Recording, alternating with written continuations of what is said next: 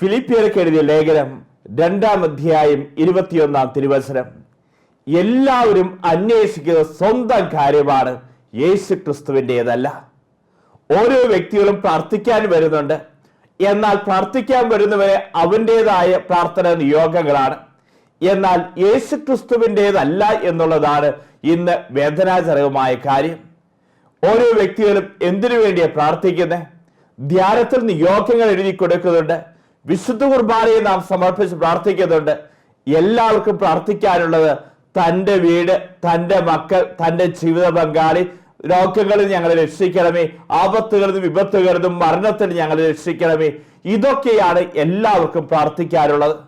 എല്ലാവരും അന്വേഷിക്കുക സ്വന്തം കാര്യമാണ്, അല്ലാതെ യേശു ക്രിസ്തുവിൻ്റെതല്ല. എന്നാൽ യേശു ക്രിസ്തുവിൻ്റെത് എന്താണ്?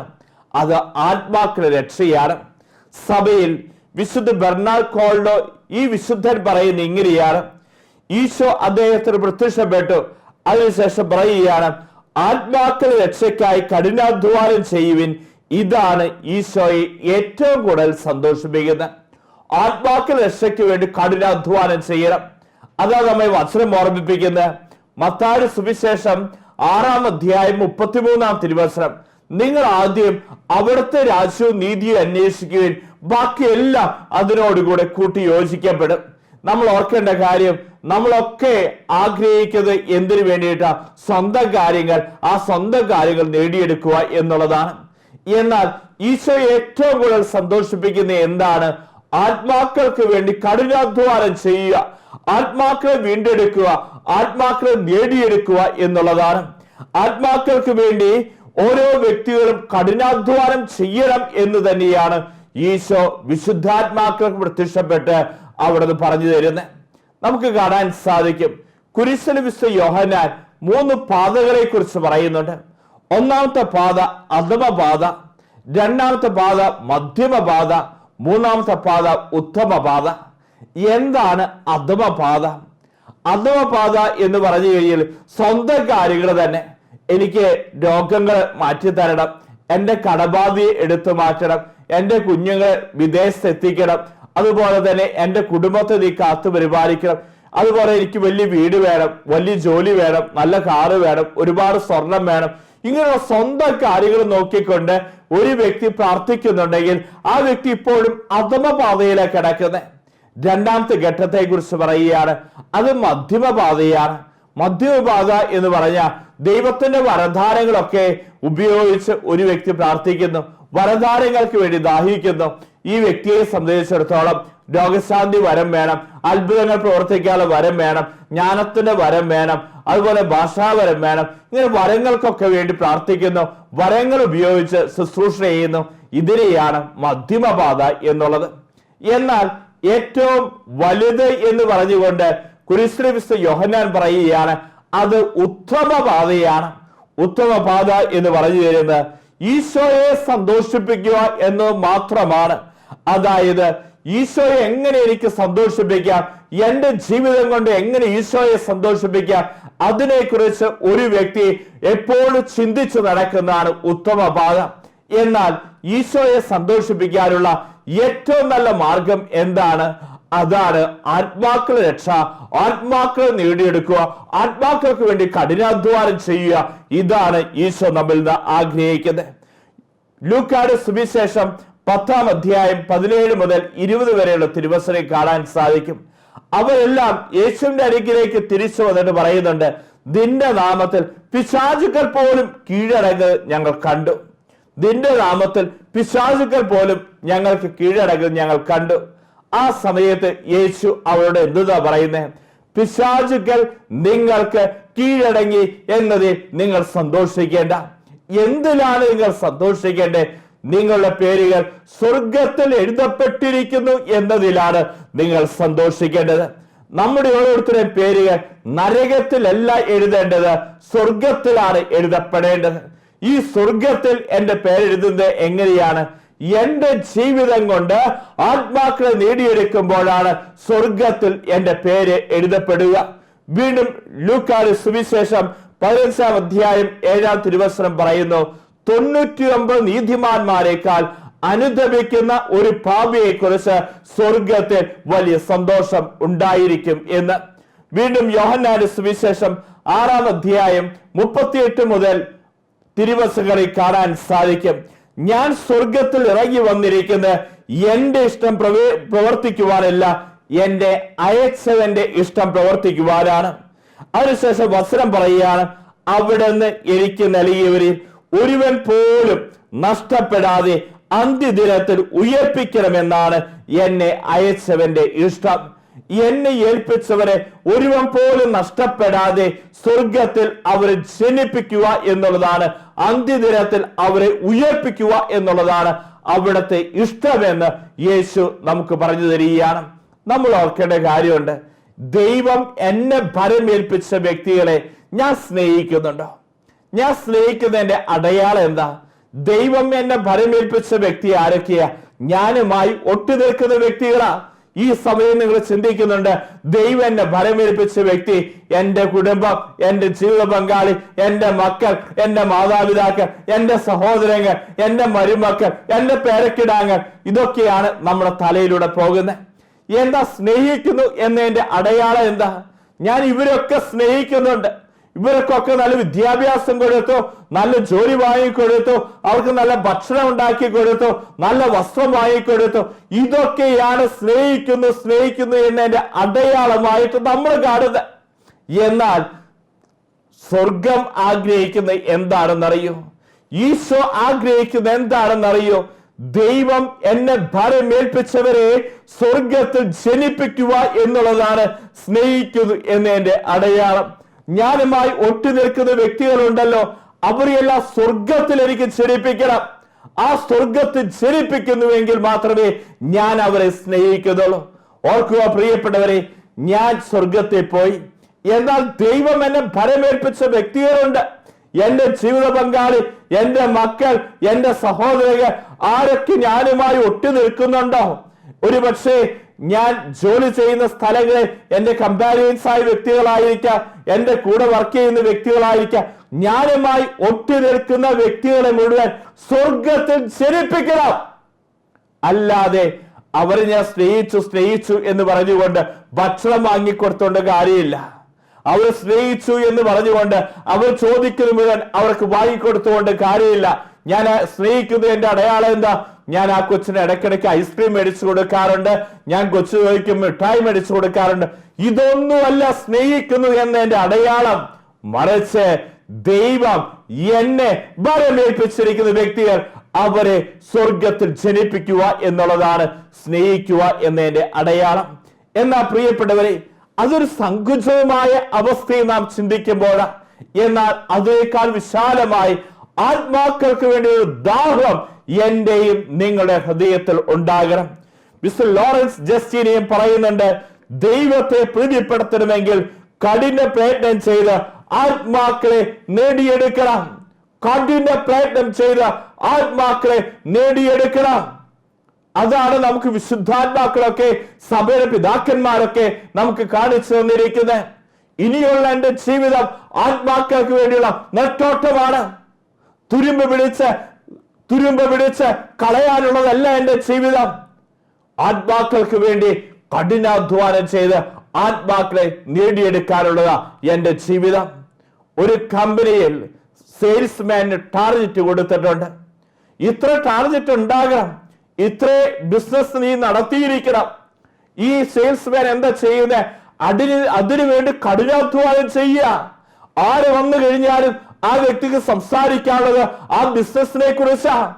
ഇതേപോലെ തന്നെ പ്രിയപ്പെട്ട മക്കളെ, എന്റെ ഹൃദയത്തിന്റെ അകത്ത് ഈശോ വന്നു കഴിഞ്ഞാൽ എനിക്ക് സംസാരിക്കാനുള്ള ഈശോയെ കുറിച്ചാ, ആ വ്യക്തിയെ നേടിയെടുക്കാനുള്ളതാ.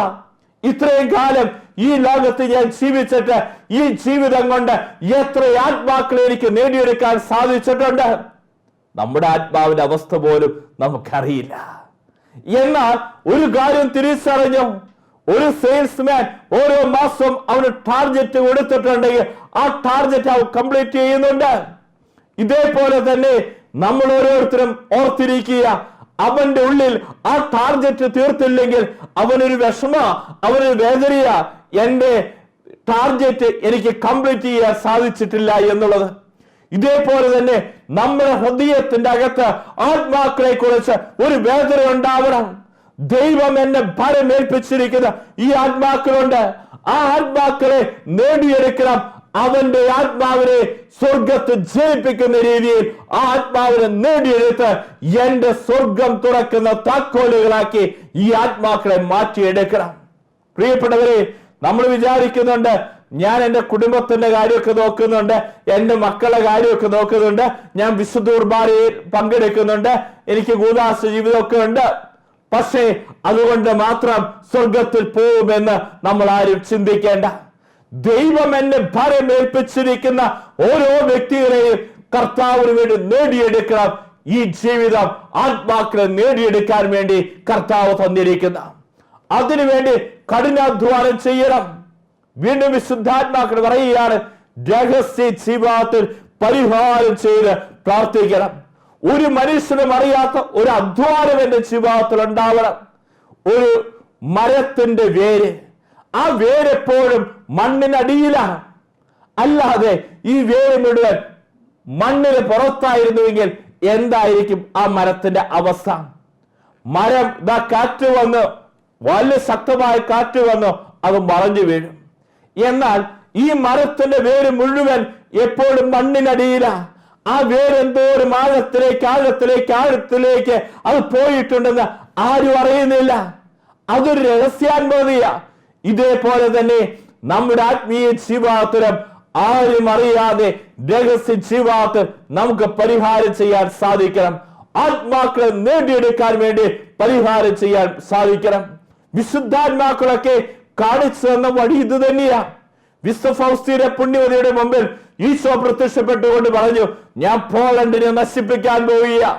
ആ സമയത്ത് ഫൗസ്തീന പുണ്യവതി ഈശോയോട് ചോദിക്കുന്നുണ്ട്, എന്റെ മാതൃരാജ്യത്തെ നീ നശിപ്പിക്കാൻ പോവുകയാണ്, അതിനുവേണ്ടി ഞാൻ എന്ത് പരിഹാരം വേണമെങ്കിലും ഞാൻ ചെയ്തോളാം.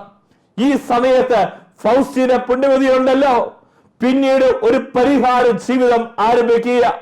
തന്റെ മാതൃരാജ്യത്തെ രക്ഷിക്കുന്നതിന് വേണ്ടി തന്റെ ആശ്രമത്തിന്റെ ആവൃത്തിക്കുള്ളിൽ, കന്യാലയത്തിന്റെ കൽമതികൾക്കുള്ളിൽ അവളുണ്ടല്ലോ പരിത്യാഗം ചെയ്ത് പ്രാർത്ഥിക്കുക.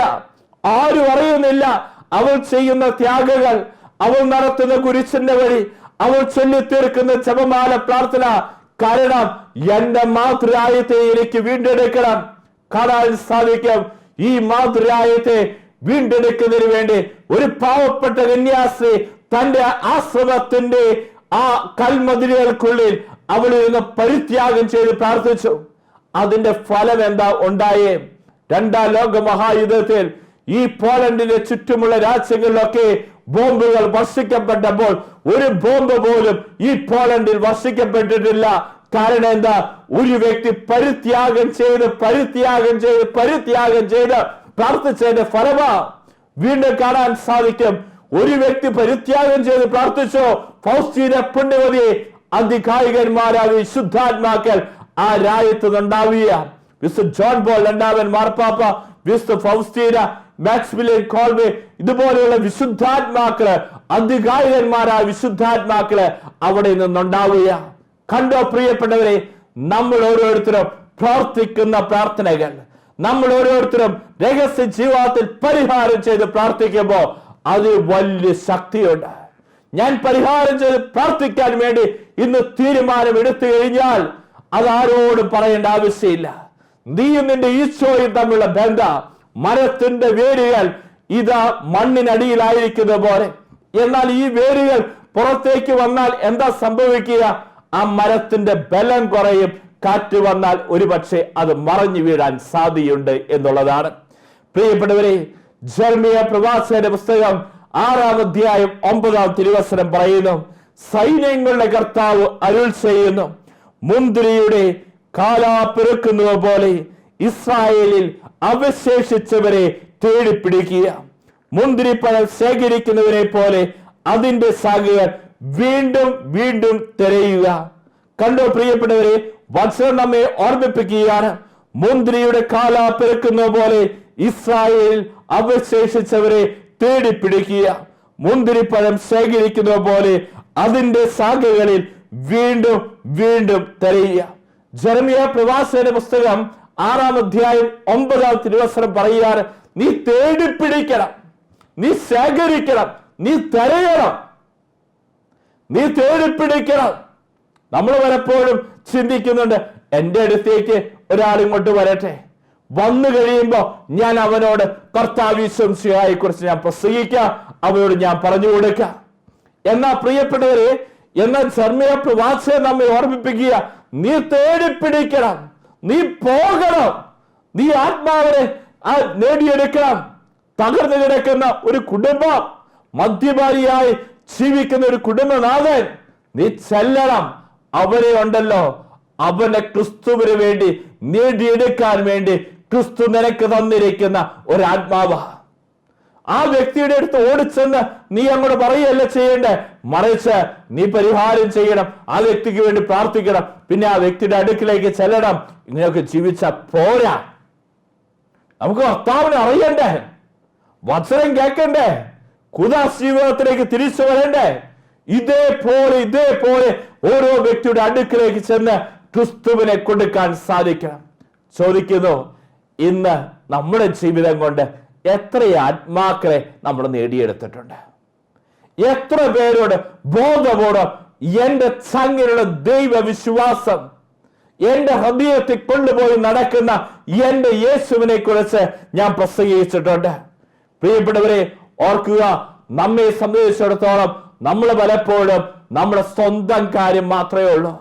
യേശു ക്രിസ്തുവിന്റെ ഒരു കാര്യം നമ്മൾ പ്രസംഗിക്കാൻ വേണ്ടി അല്ലെങ്കിൽ ജീവിക്കാൻ വേണ്ടി കാണിച്ചു കൊടുക്കാൻ വേണ്ടി നമ്മൾ പലപ്പോഴും തുനിയാറില്ല. മറ്റുള്ളവരുടെ മുമ്പിൽ പോലും എന്റെ ചങ്ങയുള്ള കത്തോലിക്ക വിശ്വാസം ഏറ്റു പറയാൻ നീ തയ്യാറാവുന്നുണ്ടോ?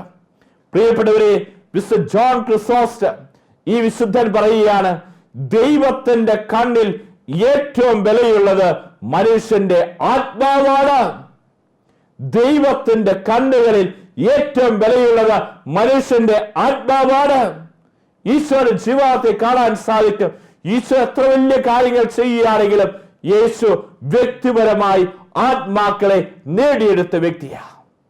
ഏതൊക്കെ തിരക്കുകൾ ഉണ്ടെങ്കിലും എത്ര വലിയ കാര്യങ്ങൾ ചെയ്യുന്നുണ്ടെങ്കിലും വ്യക്തിപരമായി ഈശോ ആത്മാക്കളെ നേടിയെടുത്തു. നമുക്ക് കാണാൻ സാധിക്കും, സമറിയക്കാരി സ്ത്രീ, സക്കേവൂസ്, പൗലോസ്, വലിയ തിരക്കിന്റെ ഇടയിൽ നിന്ന് കർത്താവ് നേടിയെടുത്ത കർത്താവിന്റെ മാണിക്യങ്ങളായി അവർ മാറി. നമ്മൾ പലപ്പോഴും ഭയങ്കര തിരക്കാണ്, ജോലിയാണ് എന്നൊക്കെ പറയുന്നുണ്ട്. എന്നാ പ്രിയപ്പെട്ടവരെ, ഓർക്കുക, യേശു ഈ തിരക്കിനിടയിൽ നിന്നും ആത്മാക്കളെ നേടിയെടുക്കുക. സമറിയക്കാരി സ്ത്രീയെ കുറിച്ച് ഇങ്ങനെയാണ് പറയുന്നത്, യാക്കോബിന്റെ കിണറിന്റെ വക്കത്ത് യേശു നട്ടുച്ച നേരത്ത് വന്നിരിക്കുക. ഓർക്കണം, യേശു നടന്നീങ്ങിനെ കുറിച്ച് പറയുന്നത് 45 മൈൽ നടന്നിട്ടാണ് യാക്കോബിന്റെ കിണറിന്റെ വക്കത്ത് ഒരു വ്യക്തിയെ നേടിയെടുക്കാൻ, ഒരു സമറിയക്കാരി സ്ത്രീയെ നേടിയെടുക്കാൻ യേശു അവിടേക്ക് വന്നത്. ചെറിയ യാത്രയല്ല, വലിയ യാത്രയാ. ആരോഗ്യമുള്ള ഒരു വ്യക്തി ഒരു ദിവസം നടക്കുക ഒരു പക്ഷേ 30-35 കിലോമീറ്ററാ അല്ലെങ്കിൽ 35 മൈലാ. എന്നാൽ യേശു ഒരു വ്യക്തിയെ നേടിയെടുക്കാൻ 45 മൈൽ നടന്നു എന്ന് പറഞ്ഞു കഴിഞ്ഞാൽ യേശുവിന്റെ ചങ്കിനുള്ളില് ഈ ആത്മാവിനെ കുറിച്ചുള്ള വേദനയാണ്. ഈ തകർന്നുകൊണ്ടിരിക്കുന്ന ആത്മാവിനെ യേശുവിനെ നേടിയെടുക്കണം. യേശു അവിടെ വന്നു. അപ്പൊ കൂടെ 12 ശിഷ്യന്മാരുണ്ട്. ഇവർക്ക് വിശന്നു. യേശുവും 12 ശിഷ്യന്മാരും 13 പേര്. ഇവർക്ക് വിശന്ന് കഴിഞ്ഞപ്പോ യേശു ഭക്ഷണം മേടിക്കാൻ വേണ്ടി എത്ര പേരെയാണ് പറഞ്ഞയക്കുന്നത്? 13 പേർക്ക് ഭക്ഷണം മേടിക്കാൻ വേണ്ടി യേശു പറഞ്ഞയച്ചു 12 പേരെ. എന്തുകൊണ്ട് യേശു 12 പേരെ പറഞ്ഞയക്കുന്നത്? തന്റെ മുമ്പിലിരിക്കുന്ന ഈ സ്ത്രീയുടെ ആത്മാവിനെ നേടിയെടുക്കുന്നതിന് വേണ്ടിയിട്ടാണ്. ഈ സ്ത്രീയെ സംബന്ധിച്ചിടത്തോളം ആരുടെ മുമ്പിൽ അവൾ തുറന്നു വെക്കാത്ത അവളുടെ ജീവിതത്തിന്റെ ചില നൊമ്പരങ്ങളുണ്ട്. അത് കർത്താവിന്റെ മുമ്പിൽ അവൾക്ക് തുറന്നു വെക്കുന്നതിന് വേണ്ടിയിട്ടാ. അവൾ ജീവനോടെ കുഴിച്ചു മൂടിയിട്ടുണ്ടായിരുന്നു. എന്തായിരുന്നു? അതാണ് കർത്താവ് അവളോട് ചോദിച്ചത്. ആരുടെ മുമ്പിൽ അവൾ തുറന്നു വെക്കാൻ ആഗ്രഹിക്കാത്തത്? ആരുമില്ലാത്ത സമയത്ത് യാക്കോബിന്റെ കിണറിന്റെ വക്കത്ത് വന്നവൾ. അവൾ ജീവനോടെ കുഴിച്ചു മൂടി, നിന്റെ ഭർത്താവ് ഇവിടെ, അതാ യേശു അവളോട് ചോദിച്ചേ. കണ്ടോ പ്രിയപ്പെട്ടവരെ, ഒരു വ്യക്തിയെ കുറിച്ച് കർത്താവിന്റെ ചങ്കിനുള്ള വേദനയാ. പ്രിയപ്പെട്ടവരെ, പരിശുദ്ധ കത്തോലിക്ക സഭയുടെ മതബോധ ഗ്രന്ഥം 1816 ഖണ്ഡികയിൽ പറയുന്നുണ്ട്, ക്രിസ്തു ശിഷ്യൻ വിശ്വാസം കാത്തു സൂക്ഷിച്ചാൽ പോരാ, അത് ഏറ്റുപറയുകയും ഉറപ്പോടെ സാക്ഷ്യപ്പെടുത്തുകയും വേണം. ക്രിസ്തു ശിഷ്യനുണ്ടല്ലോ, വിശ്വാസം കാത്തു സൂക്ഷിച്ചാൽ പോരാ.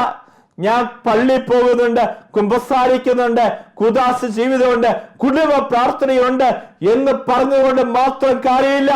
പരിശുദ്ധ കത്തോലിക്ക സഭ പറയുകയാണ്, എന്റെ ചങ്കിനുള്ള വിശ്വാസം ഞാൻ ഏറ്റുപറയണം, അത് ഉറപ്പോടുകൂടെ ഞാൻ പ്രഖ്യാപിക്കുകയും ചെയ്യണം. ഇതാണ് ക്രിസ്തു എന്നെ ഭരമേൽപ്പിച്ചിരിക്കുന്ന ദൗത്യം. ഇന്ന് പ്രിയപ്പെട്ടവരെ, ഈ നിത്യജീവൻ ശുശ്രൂഷയിൽ പങ്കെടുക്കുമ്പോൾ എന്റെ ചങ്കിനുള്ളിൽ ഇങ്ങനൊരു ദാഹം ഉണ്ടാവട്ടെ, ആത്മാക്കൾക്ക് വേണ്ടിയുള്ള ദാഹം. യേശുവിനെ ഏറ്റവും കൂടുതൽ സന്തോഷിപ്പിക്കുന്ന ആത്മാക്കളെ നേടിയെടുക്കുമ്പോഴാണ് വ്യക്തിപരമായ ജീവിതത്തിൽ പരിഹാരം ചെയ്ത് പ്രാർത്ഥിക്കുക. എന്റെ ചങ്കിലുള്ള ദൈവവിശ്വാസം എന്റെ ചുറ്റുമുള്ളവരോട്, കാണുന്ന വ്യക്തികളോടൊക്കെ എന്റെ ചങ്കിലുള്ള ക്രിസ്തു വിശ്വാസം ഏറ്റുപറയാൻ ഓരോ കത്തോലിക്കനും തയ്യാറാവണം. പ്രിയപ്പെട്ടവരെ, നമ്മൾ ഓരോരുത്തരും ചിന്തിക്കുന്നുണ്ട്, എന്നെ കൊണ്ട് സാധിക്കുകയാവോ, എന്നെ കൊണ്ട് സാധിക്കുകയാവോ, എനിക്കത് യോഗ്യതയുണ്ടോ? പ്രിയപ്പെട്ടവരെ, നീ തയ്യാറായി കഴിഞ്ഞു കഴിഞ്ഞാൽ പിന്നെ യോഗ്യതയും കൃപയും തരുന്ന കർത്താവ് ശംസിഹായ. അതുകൊണ്ട് തന്നെ എല്ലാം ശരിയാക്കിയിട്ട് എനിക്ക് ക്രിസ്തുവിന് വേണ്ടി ആത്മാക്കളെ നേടിയെടുക്കാം എന്നല്ല നീ ചിന്തിക്കേണ്ട. ഇന്ന് മുതൽ ആരംഭിക്കണം, ടാർജറ്റ് ഇടണം. ഞാൻ 100 പേരോട് ക്രിസ്തുവിനെ കുറിച്ച് ഞാൻ പ്രസംഗിക്കും, അവന്റെ അടുത്ത് ക്രിസ്തുവിനെ ഞാൻ കൊടുക്കാം. ഇതേപോലെ തന്നെ ഞാൻ പറഞ്ഞ ഒരാൾ പോലും ശരിയാവില്ല എന്ന് നീ ചിന്തിക്കുന്നുണ്ട്. അത് പിശാച് നിരക്ക് വെച്ച് തന്നിരിക്കുന്ന കെണിയ. 3, വ്യക്തിപരമായ ജീവിതത്തിൽ പരിഹാരം ചെയ്ത് പ്രാർത്ഥിക്കുക. ആത്മാക്കളെ നേടിയെടുക്കാനുള്ള ഏറ്റവും ശക്തമായിട്ടുള്ള വടിയാണ് എന്ന് തിരിച്ചറിയുക. വിശുദ്ധാത്മാക്കളും വിശുദ്ധ കുശ്ലേസ്യ പുണ്യവതിയെ വിശുദ്ധ ഫൗസ്തീനെ പുണ്യവതിയും ഒക്കെ കാണിച്ചു തരുന്ന ഇത് തന്നെയാണ്. വ്യക്തിപരമായ ജീവിതത്തിൽ പരിഹാരം ചെയ്ത് പ്രാർത്ഥിച്ചു, ആത്മാക്കളെ നേടിയെടുത്തു. നമ്മൾ ഇങ്ങനെ കാണണം, സ്വർഗത്തിൽ എന്റെ പ്രാർത്ഥന കൊണ്ട്, എന്റെ പരിത്യാഗം കൊണ്ട്, എന്റെ വ്യക്തിപരമായ ജീവിതത്തിൽ ക്രിസ്തുവിനെ ഏറ്റുപറഞ്ഞുകൊണ്ട് അനേകം ആത്മാക്കൾ സ്വർഗത്തിലേക്ക് കടന്നു ചെന്നിരിക്കുന്നു. എന്റെ സ്വർഗം തുറക്കുന്ന താക്കോലുകൾ നമുക്കിന്ന് പ്രാർത്ഥിക്കാം. കർത്താവായ ഈശോയെ, ആത്മാക്കൾക്ക് വേണ്ടി ഒരു ദാഹം എനിക്ക് തരണമേ. ആത്മാക്കൾക്ക് വേണ്ടി കഠിനാധ്വാനം ചെയ്യുവാൻ കൃപ എനിക്ക് തരണമേ. എല്ലാവരും സ്വന്തം കാര്യം അന്വേഷിക്കുന്നു, എന്നാൽ യേശു ക്രിസ്തുവിൻ്റെതല്ല. എനിക്ക് യേശു ക്രിസ്തുവിൻ്റെത് മതി, യേശു ക്രിസ്തുവിന്റെ മതി. ഈ ദാഹം എന്നിലേക്ക് അവിടുന്ന് ചലിപ്പിക്കണമേ. പിതാവിൻ്റെയും പുത്രന്റെയും പരിശുദ്ധാത്മാവിൻ്റെയും നാമത്തിൽ ആമേൻ.